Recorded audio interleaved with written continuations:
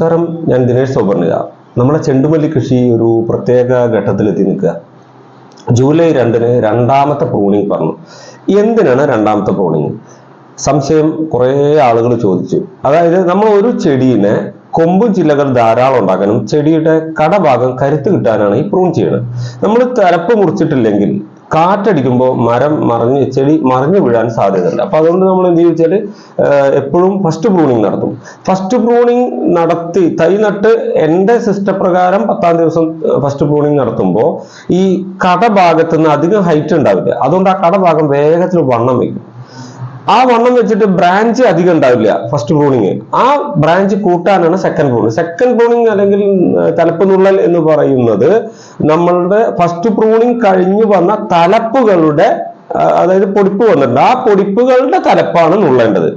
അതിന്റെ കൊമ്പ് പൂർണ്ണമായിട്ട് മുറിച്ച് കളയണമെന്നില്ല കേട്ടോ. ഇനി എല്ലാ കൊമ്പുകളും ഫസ്റ്റ് പ്രൂണിങ് കഴിഞ്ഞ് പൊടിച്ചു വന്ന എല്ലാ കൊമ്പുകളും തല നുള്ളി കളയണമെന്നില്ല. ഇനി തല നുള്ളിയില്ലെങ്കിൽ ഒരു കുഴപ്പമില്ല. കരുത്ത് കിട്ടാനാണ് തല നുള്ളുന്നത്, കൊമ്പും ചില്ലി ഉണ്ടാവാനാണ്. നിങ്ങൾക്ക് ഉള്ള കൊമ്പും ചില്ലി മതി, നന്നായി പൂവിട്ടാൽ മതി എങ്കിൽ ഒറ്റ പ്രൂണിങ് നടത്തിയിട്ട് വിടാം. ഇനി പ്രൂണിങ് നടത്തിയിട്ടില്ലെങ്കിലും ചെടിയിൽ സ്വാഭാവികമായും ചില്ലകളും കൊമ്പുകളും വരും, അതിൽ പൂ ഉണ്ടാവുകയും ചെയ്യും. നമ്മൾ ചെയ്യുന്നത് കുറച്ച് കൂടുതലാവാനും ബലം കിട്ടാനും വേണ്ടിയിട്ട് മാത്രമാണ്, അല്ലാതെ ഇതൊരു ചടങ്ങൊന്നല്ല, അത് ചെയ്യണം നിർബന്ധമൊന്നുമില്ല.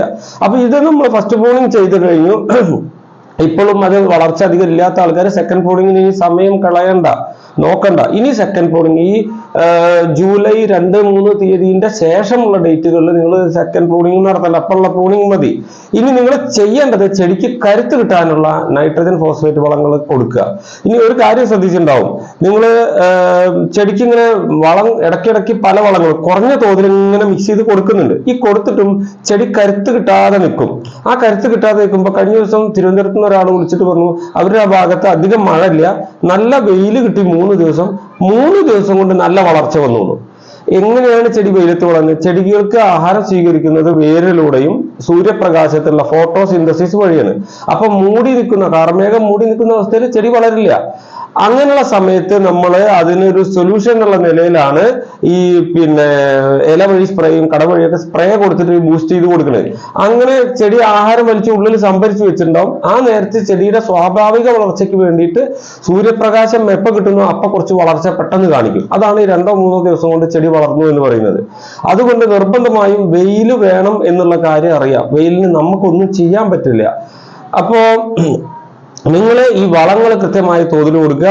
ഇനി രണ്ടാമത്തെ പ്രൂണിങ് ഇന്നലെയും ഇന്നുമായിട്ട് നടത്തിയ ആളുകൾ ജൂലൈ 7-8 വരെ ഇതേ വളങ്ങൾ കൂട്ടി കൊടുക്കുക. നമ്മളുടെ കടലപ്പിണ്ണാക്ക് കുളിപ്പിച്ചത് 30-10-10 DAP ഫാക്ടംബോസ് കൊടുക്കുക. വേണമെങ്കിൽ ലേശം ഫാക്ടംബോസ് കൊടുക്കാം. ഇടയിൽ വളരെ കുറഞ്ഞിട്ട്, അത് പല വളവും പറയുന്നത് അതൊന്നും മേടിക്കാനില്ല, ചെറിയ തോതിൽ കൊടുക്കാം. പിന്നെ ചില ആളുകൾ 18-18 ഞാൻ കൊടുക്കാം. അത് ഒരു 4-5 ദിവസം കഴിഞ്ഞിട്ട് ഒരു തവണ കൊടുക്കാന്നുള്ളത് 18 വേണമെങ്കിൽ കൊടുക്കാം. ഇനി നമ്മൾ ഇതിന്റെ വളപ്രയോഗം ജൂലൈ 7 വരെ പറഞ്ഞു. ജൂലൈ 7 വരെ വളരെ കൃത്യമായ തോതിൽ ഇങ്ങനെ കൊടുക്കും. അപ്പൊ ഒരാൾ ചോദിച്ചു എന്നോട്, പൊട്ടാഷ് വേണ്ട ചെടികൾക്ക് വരാം. 30-10 സ്പ്രേ ചെയ്യുന്നതിൽ ചെറിയ പെർസെന്റേജ് പൊട്ടാഷിന്റെ, നിങ്ങളിടുന്ന ജൈവ വളങ്ങള് പിണ്ണാക്ക് വളങ്ങളില് ഒക്കെ പൊട്ടാഷിന്റെ അംശം ചെറിയ തോതിലുണ്ട്. അത് മതി ചെടികൾക്ക് ഇപ്പൊ കിട്ടാനുള്ള പൊട്ടാഷ്. ഇനി നമ്മൾ അടുത്തൊരു വീഡിയോയിൽ പറയും എന്താണ് ഇത് ചെയ്യേണ്ടത്. അപ്പോ ഇപ്പൊ കൊടുക്കുന്ന ആളുകൾ ഇതേ വളം അങ്ങനെ കൊടുത്തു പോവുക. ജൂലൈ 8-ാം തീയതിയോട് കൂടിയിട്ട്, 8-ാം തീയതിന്റെ മുന്നുള്ള ദിവസത്ത് ഏറ്റവും ചെറിയ അളവില് ഒരു 1/4 സ്പൂൺ പൊട്ടാഷ് നിങ്ങൾ DAP ഇടില്ലേ? DAP ഇനി ഒരു ദിവസം കൂടി ഇടുമല്ലോ, ഇടയിൽ ഒരു ദിവസം, ഒരു 6 ദിവസം കൂടുമ്പോ 7 ദിവസം കൂടുമ്പോഴൊക്കെ DAP ഒക്കെ ശരിക്കും 15 ദിവസം കൂടുമ്പോൾ ഇടേണ്ട സാധനം. ഞാൻ ഈ 6 ദിവസം കൂടുമ്പോൾ ഇടാൻ പറയണമെന്ന് അറിയാം. വളരെ കുറച്ച് മഴയിൽ പോകുന്നത് എനിക്കറിയാം. അപ്പൊ കുറച്ച് DAP ഇടുക, കുറച്ച് ദിവസം കഴിഞ്ഞ് കുറച്ച് DAP ഇട്ട് കൊടുക്കുക. അങ്ങനെ അടുത്ത എന്നാണോ DAP കൊടുക്കുന്നത് അന്ന് ഒരു 1/4 സ്പൂണ് പൊട്ടാഷ്, സാധാ വളം കടയിൽ നിന്ന് കിട്ടുന്ന പൊട്ടാഷ് ഈ ചെടികൾക്ക് എത്തണം. അപ്പൊ ഇപ്പൊ ഇന്ന് ജൂലൈ 3 കഴിഞ്ഞിട്ട് ജൂലൈ 8-ന്റെ ഉള്ളിൽ ഒരു ദിവസം DAP ഇടുന്നതോടൊപ്പം തന്നെ നിങ്ങൾ ഏറ്റവും ചെറിയ തോതിൽ പൊട്ടാഷ് മാത്രം വാങ്ങിയിട്ട് ചെടിയുടെ ചോട്ടിൽ നിന്നും 15 സെന്റിമീറ്റർ അകലെ ഒന്ന് ഇട്ട് കൊടുക്കുക. ഒരു ചെറിയ പൊട്ടാഷിന്റെ അംശം ചെടിക്കൊരു കരുത്ത് കിട്ടാൻ വേണ്ടിയിട്ട്. ഇനി പിന്നെ പൊട്ടാഷ് ഒന്നും ഇപ്പൊ കൊടുക്കണ്ട, സാധാരണ വളങ്ങൾ തന്നെ അങ്ങനെ കൊടുത്തു പോവുക. നൈട്രജൻ ഫോസ്ഫേറ്റ് വളങ്ങൾ കൊടുക്കുക. അതിന് നിങ്ങളുടെ ചെടിക്ക് പൊട്ടാഷിന്റെ ആവശ്യമുണ്ട്, അത് 30-10 കിട്ടും. എങ്കിലും ഒരു അഡീഷണൽ ആയിട്ട് കിട്ടാൻ വേണ്ടിയിട്ട് വേരിലൂടെ കൊടുക്കാൻ വേണ്ടി. ഇനി ജൈവ രീതിയിൽ കൊടുക്കുന്ന ആളുകളാണെങ്കിൽ ഏതെങ്കിലും കമ്പോസ്റ്റ് കൂട്ടി കൊടുത്താൽ മതി, അല്ലെങ്കിൽ വെണ്ണീർ, നമ്മളെ ചാരം ലൈറ്റായിട്ട് കടക്കിന്ന് കുറച്ച് ദൂരെ ഇട്ടിട്ട് ഒന്ന് മണ്ണ് കൂട്ടി കൊടുക്കുക, മണ്ണിര കമ്പോസ്റ്റ് കൊടുക്കുക, ചാണകപ്പൊടി കൊടുക്കുക, അതൊക്കെ കൊടുത്ത് നന്നായി ഇടയ്ക്കിടയ്ക്ക് കൊടുക്കുക. അപ്പൊ ഇത് ഒരിക്കലും മഴ നിങ്ങൾക്കൊരു ശല്യമായി തോന്നി ചെയ്യരുത്. ചെറിയ മഴ ഉണ്ടെങ്കിലും കുട പിടിച്ച് പോയിട്ടെങ്കിലും വളമിട്ട് കൊടുക്കണം.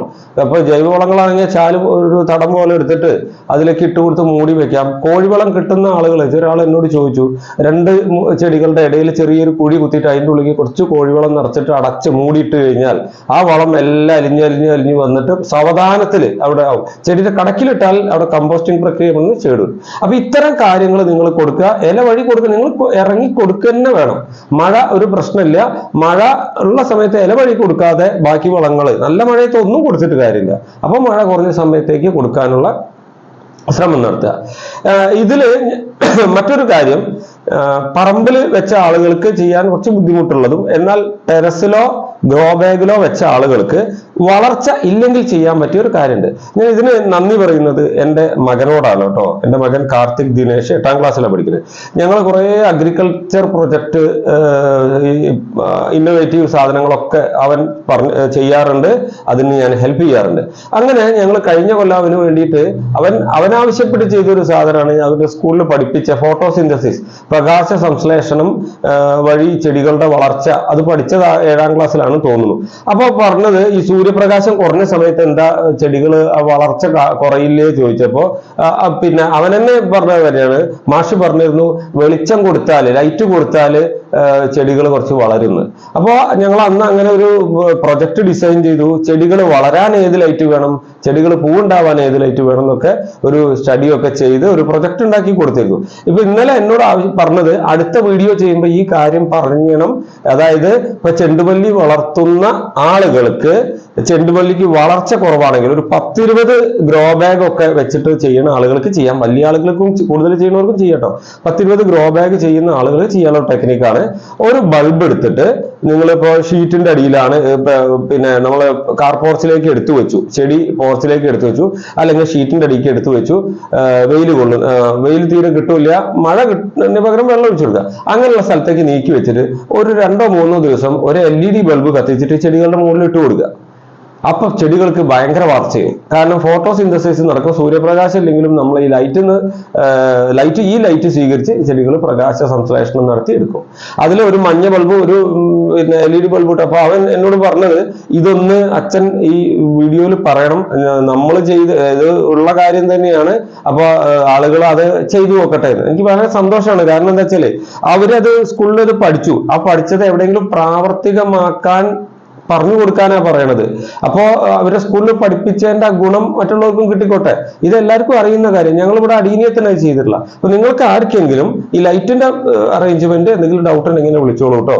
കാരണം മകൻ പ്രത്യേകം പറഞ്ഞതാണ് നിങ്ങൾക്ക് അത് പറഞ്ഞു തരണമെന്ന്. അതുകൊണ്ട് ഞാൻ ഈ വീഡിയോയിൽ ഇന്ന് അതുകൂടി പറയുന്നു.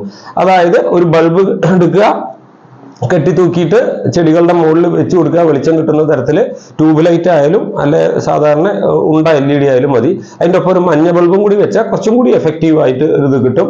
ഇത് തൂക്കിയിട്ട് കഴിഞ്ഞാൽ നിങ്ങൾക്ക് തീരെ വളർച്ചയില്ലാത്ത ആളുകൾക്ക് പെട്ടെന്ന് ചെടികൾ വളരുന്നത് കാണാം. ഒന്നുമില്ല, പ്രകാശ സംശ്ലേഷണം.